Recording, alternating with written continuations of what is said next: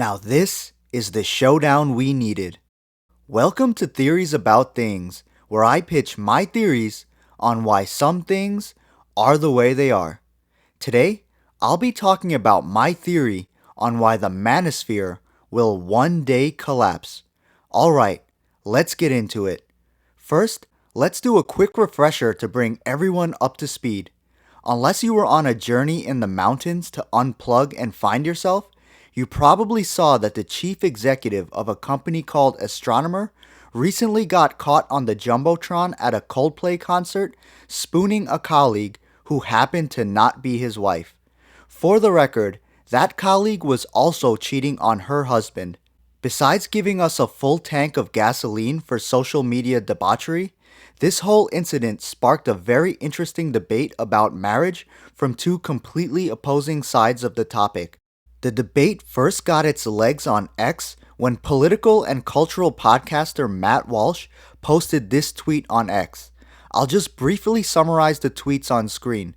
You can pause and read them in full if you'd like. Matt Walsh, who's a thoroughbred traditionalist and conservative, basically stated that adultery should be treated as a crime and should come with prison time. Popular social media personality and Secretary General of the Manosphere, Andrew Tate, responded by saying that men are allowed to cheat while women are not, and this proposal would make it even less appealing for men to get married, as marriage is a financial risk for men, and under this proposal, a risk of going to prison as well. This exchange on X unfolded into a back and forth where Matt Walsh promoted the institution of a traditional marriage as a promise made before God. Therefore, one that a man with any honor would feel an obligation to keep.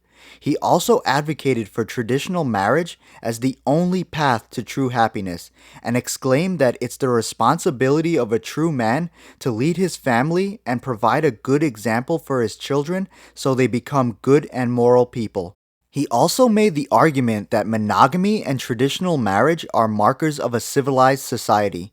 Tate responded along the way, reiterating his argument that men have everything to lose in marriage. Some other people on both sides of the topic jumped into the conversation, and it unfolded into a much larger conversation about marriage. Side note, speaking of a conversation about marriage, I recently dropped a video about my theory on why modern dating sucks for both men and women. If you clicked on this video, you'll probably find that one interesting too. I'll leave the link to it in the description below. But back to the mega debate unfolding about marriage in response to Coldplaygate. You have one side where traditionalists are advocating for the benefits of traditional marriage and family, and on the other side is the manosphere using this CEO's impending financial nightmare as a warning against it. The response to this debate is really the fuel for my theory on why the manosphere is destined to collapse. My theory on why the manosphere will one day collapse is because it's unnatural and forced and quite frankly reactionary, while a traditional relationship is much more natural to our wants for both men and women, and I'll explain what I mean. First off, what is the manosphere? It's basically a genre of advice for men led by a handful of prominent social media personalities that tells men to focus on getting rich and in shape in order to be able to have multiple women and not have to settle down. They call it becoming a high-value man, and that term is very much in quotations. It's really a reactionary response to the struggles of modern dating and modern feminism, all of which is very real, but I don't think it's what most men really want, and you can see that from how many people came to the defense of traditional marriage in response to this debate. Like I mentioned, the manosphere was a reactionary response to the struggles that men encounter in today's world, specifically in relationships. It never really had anything to compete with in the eyes of men. It was either struggle or manosphere. It pitched the idea, hey, are you tired of the quality of women today? Are you finding the dating market hopelessly difficult? Did your woman cheat on you? Get rich and you'll have all the women chasing you and you won't even have to choose. They'll all be okay with sharing you because now you're a high value man.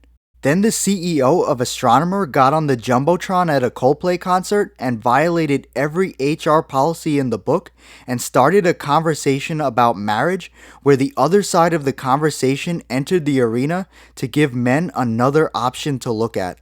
This side of the argument, spearheaded by Matt Walsh, is in no way flashy. It doesn't have anything to do with money, or Bugattis, or yachts, or partying in the VIP section of a club with 15 women. It just advocated for being moral and faithful and instilling good values into your children and keeping your word with God. It preached about the happiness that comes from a traditional family and fulfillment that comes from leading a family as a man. It's the kind of message that the Manosphere never had to compete with before. It's a message that clearly found a welcoming landing spot in many ears. I've personally never seen the Manosphere have to operate off of its back foot like this before, where it constantly had to somehow try to defend its positions against basic morality, and it failed more and more miserably every time. When you're done watching this video, I encourage you to do some social media digging. Look at the responses under Matt Walsh's posts on this subject, as well as Andrew Tate's responses. It'll be abundantly clear. The traditional route is still the heavy favorite. I think that's because it satisfies what men naturally want rather than being a reactionary solution to a problem of the times. Men naturally want to be respected and to be seen as respectable. Having some money and being surrounded by a handful of women that are there for your money might put on a facade that you're respected, but most people see that as a spectacle, sort of like a circus act, and will probably even pity you to some extent. On the other hand, if a man is known for being hardworking to provide for his family, is respected, appreciated, and admired by his one wife and children, is known as someone who has unbreakable morals and an unshakable commitment to God, there isn't a man walking the earth's surface who wouldn't rather be known as this guy, and if he says otherwise, he's lying through his teeth. It's just common sense. From the standpoint of having a reputation and garnering respect, would you rather be known as a moral and faithful family man or a rich pimp? Then there's the other problem with the Manosphere that's often overlooked, which is the poor quality of women that it leads to.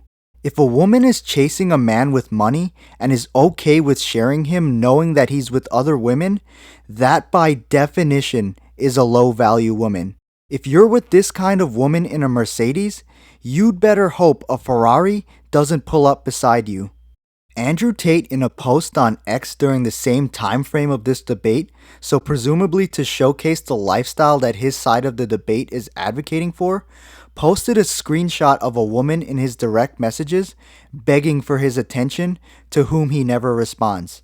It's supposed to come off as a power play from a position of such abundance of attention from women. However, if you had the opportunity to publicly open the direct messages of every other rich guy on the internet, you can be certain, and I mean without a shadow of a doubt certain, that this woman is going to pop up in a good portion of those messages too. Wow, what a catch if you're a guy, right? You know whose messages you won't find in every rich guy's DMs? A woman who's committed to her husband and her family, also known as a true high-value woman. The kind of woman that every man given the option truly wants, but the kind of woman that people will start to realize doesn't come from subscribing to the Manosphere.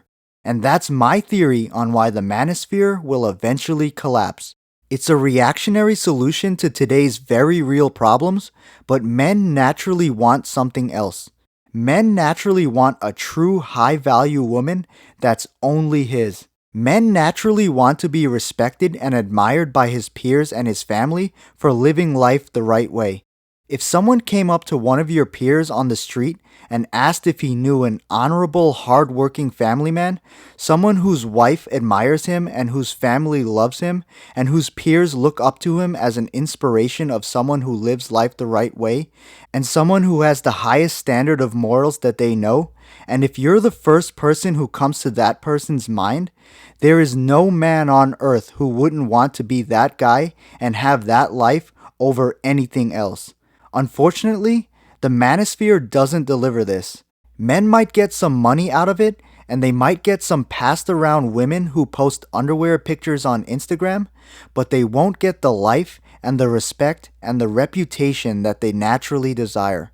I'll leave you with some words from the man himself, but before I go, don't forget to like this video and subscribe to the channel if you want me to dive into some more interesting topics. See you in the next one.